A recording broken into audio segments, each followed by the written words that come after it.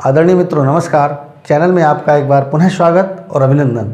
और आज का हमारा मुख्य टॉपिक यूपी रेवेन्यू कोड 2006 की सीरीज में boards power of review section 212 अर्थात परिषद की पुनर्विलोकन की शक्ति क्या है। देखिए, जहाँ बोर्ड पावर से रिलेटेड कोई क्वेश्चन आपसे पूछा जाता है तो वहाँ रिव्यू का हेडिंग ये देना बहुत आवश्यक है, क्योंकि रिव्यू की पावर केवल और केवल बोर्ड के पास है। जबकि इससे पहले आपने देखा होगा सेक्शन 209 और 210 जो अपील और रिवीजन पर हमने वीडियो अपलोड किया हुआ है, उसका लिंक भी हम इसके डिस्क्रिप्शन बोर्ड में दे रहे हैं, आप वहाँ भी जाकर देख सकते हैं। तो वो पावर एक्चुअली कमिश्नर कोर्ट को भी है और बोर्ड को भी है, लेकिन ये रिव्यू की पावर ये केवल बोर्ड के पास है। तो जब भी बोर्ड से रिलेटेड क्वेश्चन आता है तो आप इसको लिखना बहुत आवश्यक है। इसमें रिव्यू में देखेंगे हम कि बोर्ड वे कौन सी ग्राउंड है, कौन से आधार है जिन पर बोर्ड रिव्यू का संज्ञान ले सकता है। और इससे नेक्स्ट हम पढ़ेंगे power of transfer cases. Section 212 हमें ये पावर देती है कि अपने केस को किसी कोर्ट से किसी अदर कोर्ट में ट्रांसफ़र कराने के लिए। तो चलिए स्टार्ट करते हैं। आप पेशेंस रखिए और वीडियो में बने रहिए, आपके लगभग सभी डाउट क्लियर हो जाएंगे। तो चलिए स्टार्ट करते हैं। देखिए, बोर्ड्स पावर ऑफ रिव्यू, यहाँ ये देख एक बात और मैं यहाँ स्टार्ट करने से पहले बता दें कि कई बार हम बोर्ड बोलते हैं, कई बार बोर्ड ऑफ रेवेन्यू बोलते हैं। एक्चुअली दोनों वर्ड्स सेम हैं, इनका दोनों का हिंदी में अर्थ है परिषद। तो आप बिल्कुल क्लियर रहिए, बोर्ड यदि हम बोलते हैं तो भी परिषद और बोर्ड ऑफ रेवेन्यू बोलते हैं तो एक ही बात। तो यहाँ आते हैं बोर्ड की पावर ऑफ रिव्यू। देखिए, बोर्ड के पास सेक्शन 211 ये बताती है एक्चुअली कि बोर्ड के पास ऐसी पावर है कि यदि कोई बोर्ड के अपने द्वारा कोई फैसला, कोई ऑर्डर पास किया गया है तो बोर्ड उसको पुनः सुनवाई के लिए, उसको पुनः विचार के लिए उस पर संज्ञान ले सकता है। कब ले सकता है? वो किसी इंटरेस्टेड पार्टी की एप्लीकेशन पर भी ले सकता है और वो एक्चुअली स्वमोटो भी ले सकता है, और जैसा उचित समझे वैसा आदेश पारित कर सकता है। तो यहाँ एक बात ये निकल करके आती है कि बोर्ड अपने द्वारा दिए हुए फैसले को चेंज कर सकता है, इवन उसे पलट भी सकता है। अब देखिए 211 का सब क्लोज 2 क्या कहता है, वो इसकी ग्राउंड बताता है कि कौन कौन सी ग्राउंड हैं जिन पर के रिव्यू का संज्ञान बोर्ड ले सकता है। तो ऐसी 3 आधार दिए गए हैं, मैं 1 बाय 1 उनको पढ़ देता हूँ। Number 1, any new and important matter और एविडेंस, अर्थात ऐसा कोई नया मामला बोर्ड के संज्ञान में आया हो जो उस केस से रिलेटेड हो तब, और दूसरा कोई ऐसा इम्पोर्टेंट साक्ष्य हो जो उस समय उसकी जब प्रोसीडिंग चल रही थी उस दौरान वो देना संभव नहीं था या उसको पेश नहीं किया गया और वो इस केस का मुख्य साक्ष्य है, तब बोर्ड रिव्यू का संज्ञान ले सकता है। और दूसरी ग्राउंड है सम मिस्टेक और error apparent on the face और रिकॉर्ड, यानी रिकॉर्ड को देखते ही उसमें कोई ऐसी गलती या त्रुटि प्रतीत होती हो तब भी बोर्ड रिव्यू का संज्ञान ले सकता है। और तीसरी और अंतिम ग्राउंड है एनी अदर सफिशिएंट रीज़न, अर्थात ऐसा कोई अन्य उचित कारण जो बोर्ड को ये लगे कि रिव्यू का संज्ञान लेने के योग्य कोई कारण यदि प्रतीत बोर्ड को होता है तब भी बोर्ड रिव्यू का संज्ञान ले सकता है। तो ये 3 ग्राउंड थी।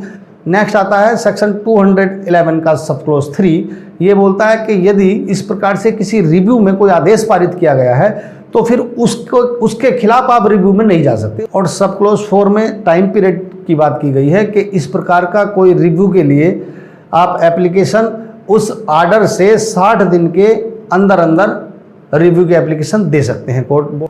नेक्स्ट आते हैं section 212 power to transfer case को, मुकदमे को ट्रांसफ़र करने की पावर। तो देखिए, यहाँ कुछ बेसिक बात ये है, यदि आपको या किसी पार्टी को अपने केस में ये महसूस होता है कि जिस कोर्ट में उसका वाद विचाराधीन है उस कोर्ट में के न्याय को प्रभावित किया जा सकता है किसी के द्वारा, यानी कोई बाबू, कोई पेशकार, उस कोर्ट का कोई कर्मचारी, इवन रेवेन्यू ऑफिसर, उसे लगे कि वो किसी अंडर प्रेशर में काम कर रहे हैं या किसी पॉलिटिकल प्रेशर में हैं, तो ऐसी दशा में या किसी दूसरी पार्टी से वो हमसाज हैं तो इंटरेस्टेड पर्सन सेक्शन 212 के अंदर अपने वाद को ट्रांसफ़र कराने के लिए एप्लीकेशन कॉम्पिटेंट कोर्ट में दे सकता है। हालांकि कॉम्पिटेंट कोर्ट भी उसकी बात को सुन करके उसको स्वीकृत या अस्वीकृत कर सकता है। और कई बार तो इस सेक्शन का मिसयूज होता है।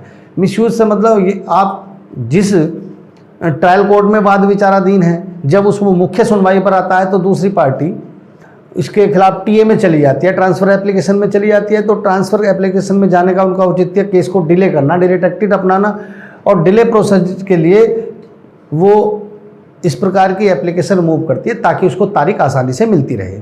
अब देखिए इस सेक्शन को पढ़ लेते हैं। सेक्शन 212 का सब क्लोज ये कहता है, यदि इस प्रकार का कोई प्रार्थना पत्र बोर्ड के समक्ष आता है तो बोर्ड न्याय के उद्देश्य की पूर्ति के लिए उस मामले को ट्रांसफ़र कर सकता है, और वो किसी एक रेवेन्यू कोर्ट से किसी दूसरे रेवेन्यू कोर्ट को जो उस ही श्रेणी का या उससे उच्चतर श्रेणी का कोर्ट है उसके कोर्ट में उसको ट्रांसफ़र कर सकता है। बोर्ड ऐसे मामले का ट्रांसफ़र एक ही ज़िले में या ज़िले से किसी बाहर दूसरे ज़िले में भी उस वाद को किसी सक्षम रेवेन्यू ऑफिसर को उस मामले को ट्रांसफ़र कर सकता है। अच्छा, 212 का सब क्लोज 2 ये कहता है कि इस प्रकार की पावर वो कमिश्नर कोर्ट और कलेक्टर कोर्ट और एसडीओ कोर्ट को भी ये पावर ट्रांसफ़र की है अपने अपने सबऑर्डिनेट कोर्ट के सापेक्ष में। वो अगर कोई इस प्रकार की एप्लीकेशन आती है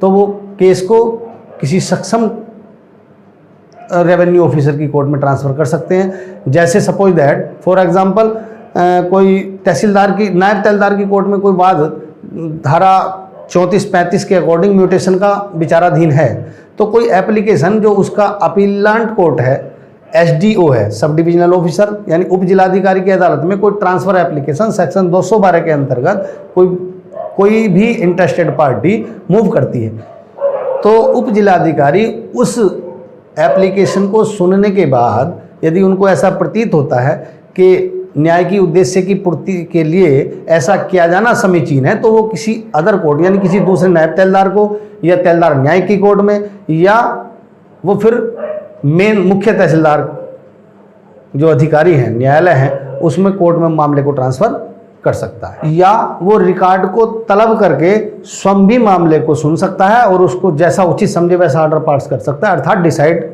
खुद कॉम्पिटेंट कोर्ट जो अपीलांट कोर्ट है वो भी मामले को डिसाइड कर सकता है। मैं समझता हूँ लगभग आपको क्लियर हो गई होगी। तो if you have any query या सजेशन तो please mark to me, otherwise like, comments and share with other. Thank you for watching this. Thank you so much.